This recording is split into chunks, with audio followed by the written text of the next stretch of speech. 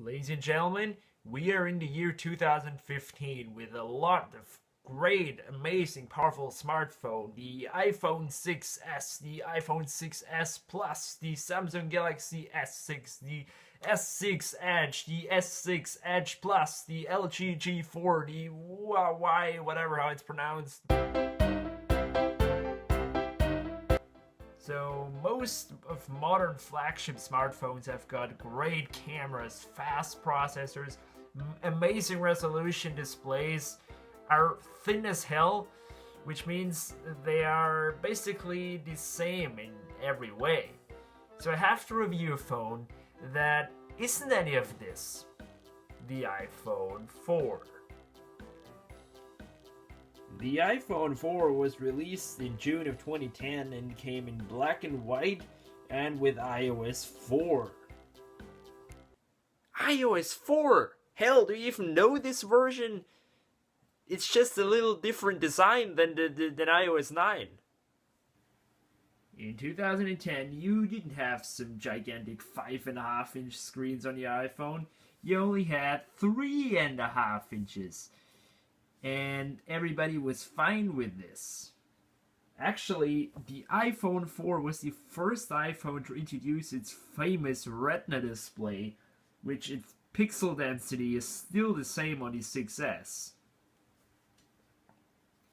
Now, for almost 100% glass phone, this is built rather durable. In fact, I've dropped this, I don't know, a lot of times, and without any cases, it still survived a lot of really bad drops. Now, as you can see, it's pretty scuffed up on the back, but the display is fine. So I can confirm this being actually pretty durable. You could get your iPhone 4 with 8, 16, 32, or even in some cases 64 gigabytes of storage, which back then was still more than you'll ever need. Well, maybe not the 8 gig, but still. Wait, what? 16 gigs is enough? Well, nowadays, iOS has gotten bigger, all the apps have gotten bigger, the camera is 1080p or 4K, so it needs a lot of storage. And yeah, so 16 gigs is kind of the entry thing. But no, they had to kill the 32 because that was the only reasonable one. Now back to the iPhone 4. With this phone, you didn't have some 4K 50 megapixel camera. No, you had a 720p 5 megapixel camera that records with 30 frames per second. And if you go back to some of my really old videos, you will find me using this camera. Oh, and the front one? Well, people are bitching about the new one only having a 720p camera. This has a 480p VGA resolution camera, which made any serious video taking impossible. So with this camera resolution, selfies weren't really that much fun back then in 2010. Maybe that wasn't such a bad thing after all. Under the hood here, we have a 1 GHz Apple A4 single-core processor with 512 megabytes of RAM. And what can it do? Well, it can do Temple Run.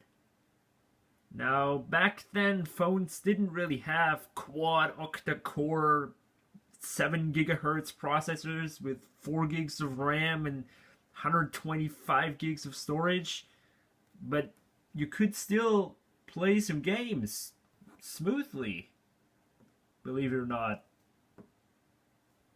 Now, even though this is by no means a powerhouse in today's standards, you could still easily do the most things you do on your smartphones if you just have 1 or 2 seconds more in your life.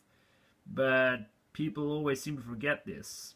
What I'm trying to tell you guys here, the iPhone 4, despite its 5 years age, is still a brilliant little phone. Yeah, little literally, but it's well built.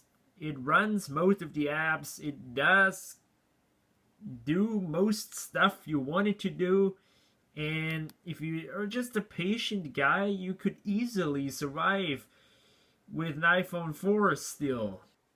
Now, I'm talking about basic tasks. I'm not talking about gaming or any hardcore usage. I'm just talking about maybe updating the one or two pointless Facebook statuses a day and maybe checking in at Twitter once a day, doing phone calls, doing emails, browsing the one or two little websites, and not really taking a lot of photos.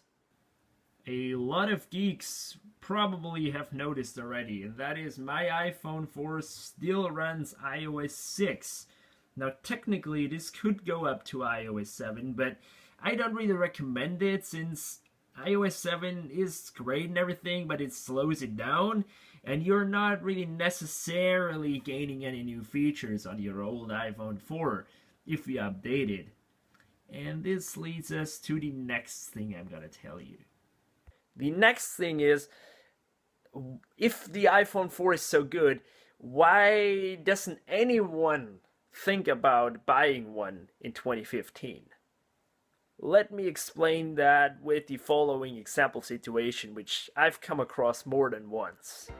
Hey Manny, what's a good iPhone? Well, you don't want to spend a lot of money? Well, then get the iPhone 4. Okay, cool.